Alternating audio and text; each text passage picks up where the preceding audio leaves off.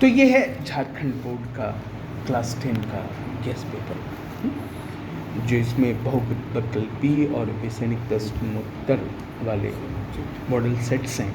उसमें समाजशास्त्र का एक सेट है जिसमें एक प्रश्न गेस किया गया है। क्या है? देखिए, प्रश्न है, दबाव समूह की गतिविधियां लोकतांत्रिक सरकार के कामकाज में कैसे उपयोगी होती हैं? प्रश्न देख लीजिए।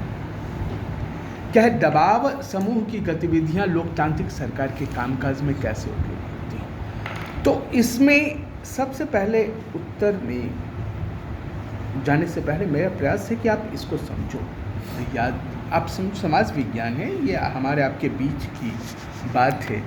तो ये दबाव समूह होता क्या है? देखिए, दबाव समूह होता है कुछ सामाजिक लोगों का एक ग्रुप होता है। सामाजिक लोगों को जो समाज में सक्रिय होते हैं, उन्हीं लोगों का ग्रुप होता है। और ये क्या करती है? सरकार पर दबाव डालने का काम करती है। समाज के हित में कोई नीति बनवाने के लिए, या समाज के हित के विरोध में कोई नीति बन रही हो तो उस पर रोक लगाने के लिए का ये सारा काम दबाव समूह करता है। तो चलिए, ये सरकार के कामकाज में कैसे उपयोगी होता है, एक सवालिया निशान है। तो मैं आपको समझाता हूँ।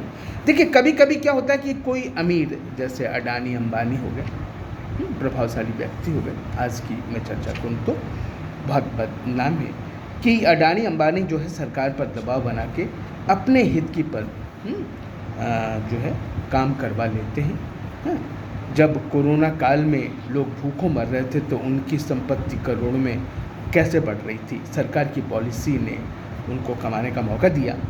तो ऐसे ही, तो ऐसे काम न हो, एक प्रभावशाली व्यक्ति ज़्यादा अमीर ना हो जाए, जनहित की रक्षा की बलि दे दी जाए, इन सबको रोकने के लिए, है ना, जब जनहित विरोधी नीति बनवा लेते हैं जो पैसे वाले लोग हैं, तो ये तब ये इन दबाव समूह द्वारा ये काम आता है ही ऐसे नीति या योजना पर रोक लगाकर जनहित की रक्षा के लिए उपयोगी सिद्ध होता है।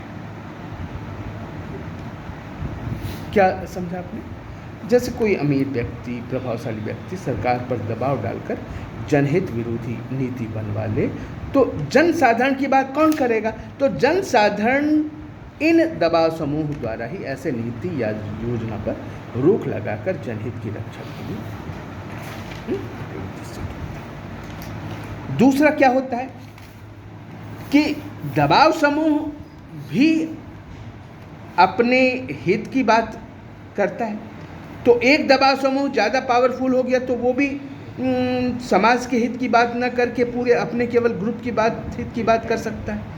तो ऐसा भी नहीं होता है, क्योंकि दबाव समूह एक नहीं होते, अनेक दबाव समूह होने के कारण किसी एक दबाव समूह के दबाव में सरकार अनुचित कदम उठाने से बच जाता है। सरकार को लगता है कि इसके प्रेशर में आकर हम अनुचित कदम उठाने जा रहे हैं, तो क्या करती है सरकार?